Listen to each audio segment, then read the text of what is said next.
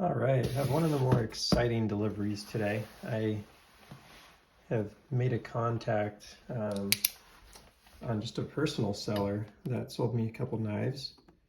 Again, going to the Demco AD20.5 here because it's just the best for these like precise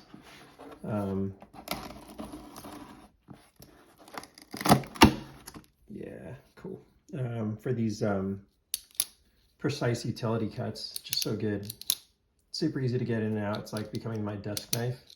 Like I'm not quite EDCing it yet because of the weight and size and stuff versus my bug out, but man, it is way easier to like use, and it does just this better, right? If you're just cutting through cardboard, like that's one thing, but if you want to draw a really precise line, this is actually a really good option. So first, I'm always curious when you get from a consumer, or like not a consumer, but like a just an average person on eBay or whatever, how well do they pack it?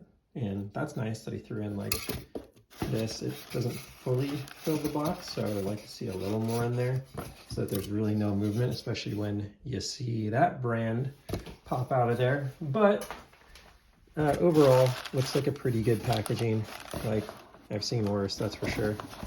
But you know, like this, when you're buying a Chris Reeve, for instance, you really don't want to get like these corners messed up and stuff during shipping. So yeah, let's see what we got here. So I bought two knives from this particular seller. Seemed like a great guy. And yeah, we get to see what we got. They're supposed to be both as new conditions. This one's new in box, never used. This one was carried a couple of times allegedly, but supposedly is as new condition. Do you see some damage to the box there? Not gonna be a deal breaker or anything, but this is a Sebenza, so very exciting. Been watching these for a while. This one's CPM S35VN, and it's the Tanto, which I don't know if they even, I imagine they do still make them, but I don't see them like on websites very often, that's for sure. And with the just standard titanium handle, this was a May 2021 example. Such a cool knife, and such a cool company based out of Boise, Idaho, 100% made in the USA, not willing to sacrifice. You see in here, they have a cool timeline of the company from 2000 to now. South African knife maker, Chris Reeve. Not willing to sacrifice things to like do more production and stuff. They're just gonna do it American made. I think they're like a 43 employee establishment. Give you everything you need to maintain your knife. You can see like, you know, their commitment to their customer is just on a different level from a lot of companies. This is a step up. So let's go ahead and see what we got. So I think this is all just package filler here. And there it is. Wow. What a beautiful knife, isn't it? You know, I said Sebenza, didn't I? I meant Inkosi, sorry. Sebenza's obviously their classic, but an Inkosi in a Tanto, pretty hard to come by right now. Sorry, let me log back in. I've been using my computer screen as light work to help improve the lighting here. And at this angle, I can't type in my password super well.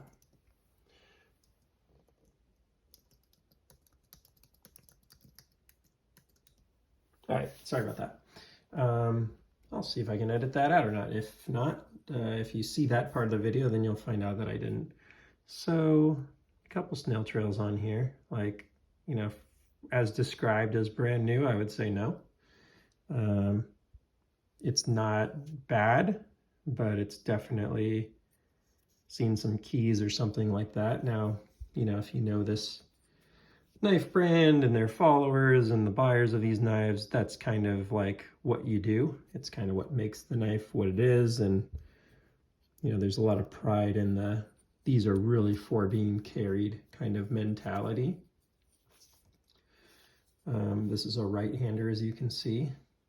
And yeah, we'll see if the legend lives up to what they say. I mean, it's a really impressive knife in person. The thing that I've heard other reviewers say as well, and I felt the same way, is they look smaller on screen, I think, than they really are in person. This is the large, right? Not the small. And that is one of the things I've also noticed right out was the beautiful shape of the back of the knife is awesome.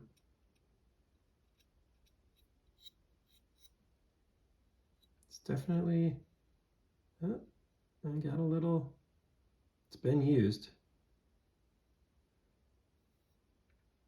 Try that one more time. Maybe it's just dirty. No, I feel like a little imperfection in there. Let's see if we can, I don't have good lighting right now. Probably not gonna be able to see it, but I do believe that it was more than carried. I do believe it may have been used, because I do feel like a little imperfection there. A little chippy, if you will. Not that it's chippy, but a little chip. And then I'm using the enduring term of chippy. So I'll look at this a little more under some good light, but very excited to have this. It's a beautiful knife. Inkosi, the feel of it is just, man, I've heard it said before, it feels like they came over and measured your hand and then built the knife. So, albeit not the most perfect one ever, I'm satisfied with what I paid on it and stuff, given with the market, you know, they just raised the prices again. You actually see there's quite a bit of dirt in there. So maybe I'll need to give this one a bath or something, or even send it in for them to give a bath. I probably don't want to wait for that, but you know, the term used for the feel of the action on these is glassy, and the detent's really strong. Like with my hurt finger, I cannot get it out, and lefty I'm always like super careful because highly likely to hurt myself. Yeah, I think glassy would be a good description for it. It's not exactly how I describe it. I'd probably call it like it's, I don't know, I'll have to put some thought into it. It's very strong feeling, very robust feeling is kind of my quick initial impression of this knife, is that it's just ready to do some real work. Let's see, I'm gonna put that at like a 5 ounces, 5 ounces. I don't know.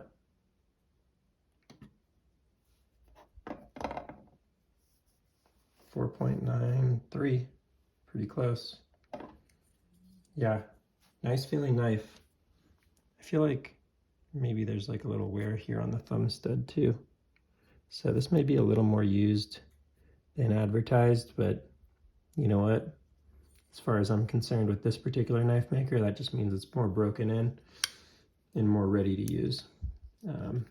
Tanto blade's not really mine, like style, it's not like really my go-to, but I like rarity, and boy, it is impressive. That, gosh, I can't remember the name of that. It's not a flat, a modified flat, or I can't remember the name of it. The hollow grind's super impressive. And I can't remember the name of that one. Basically, it's one, it's embarrassing, but yeah, one basically grind from the initial slope in. Like there's no like grind on the tip, which would be hard to maintain if you use that a lot. That's why I'm not a big fan of Tanto for multiple reasons, but this, I have to say, is really cool. I'm very excited to have that. And one of my favorite brands from the custom shop direct.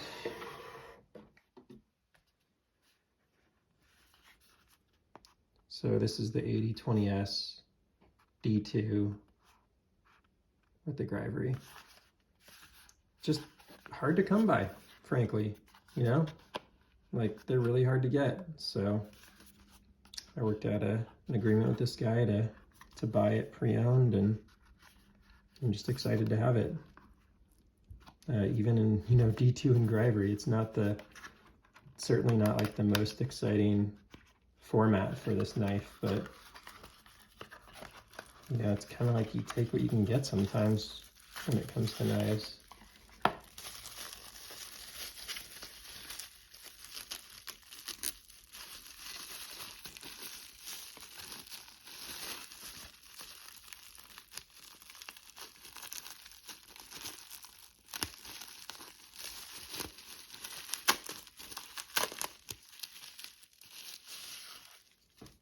Cool. That's like the OD Green. Yeah, OD. And you know, this, gosh,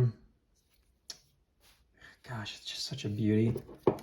It's a much bigger knife, like substantially larger, substantially thicker, substantially heavier. Do a quick little weight test there.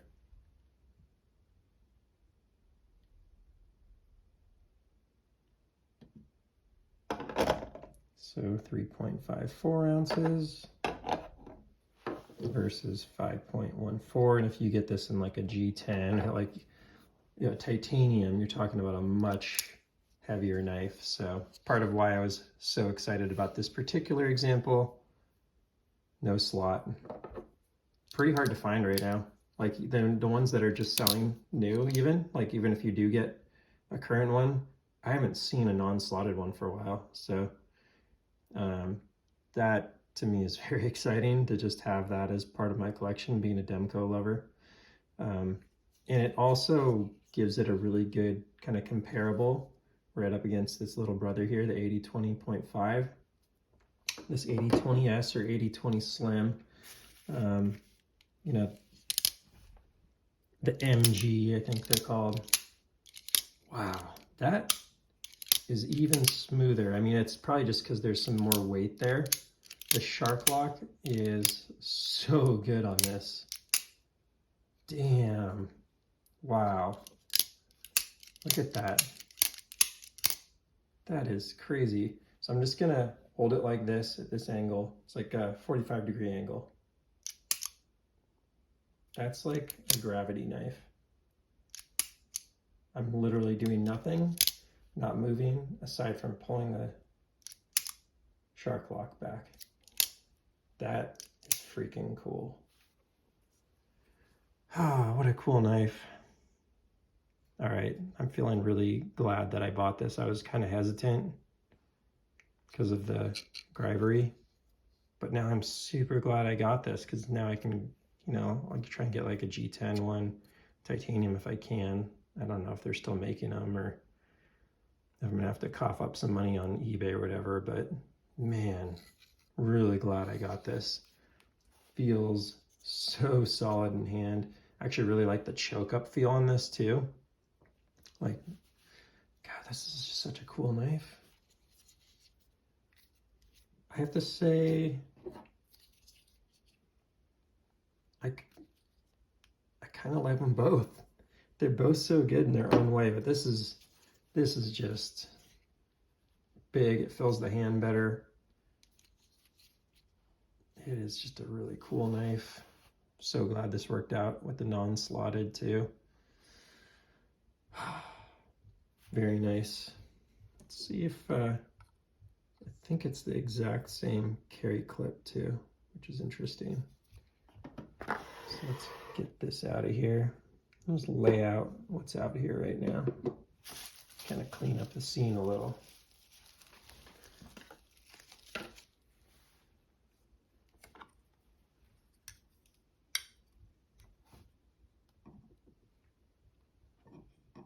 Also, it goes to show you and like almost the same weight, just how big an Inkosi is.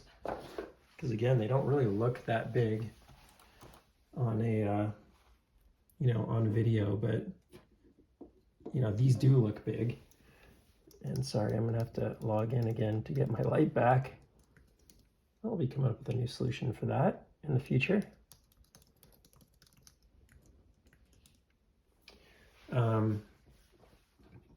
But you can see, I don't know how much comparison video there is out there of these two knives. But if you kind of go, like the blade length is almost exactly the same. And then this is a little longer, but that's like a really similar size. Bring them back to back there.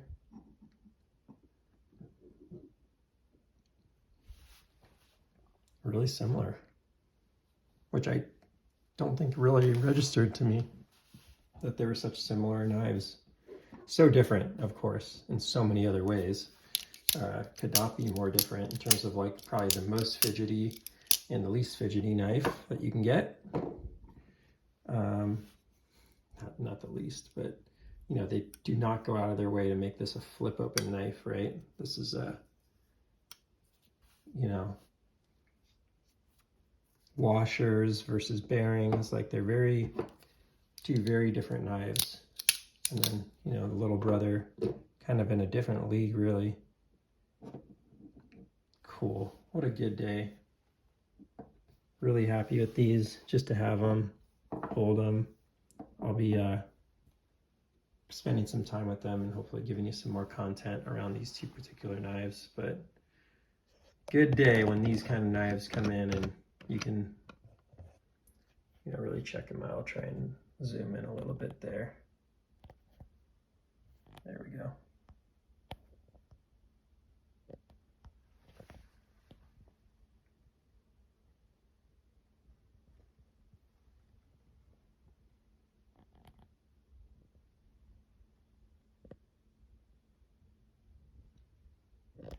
Gotta open this guy up again.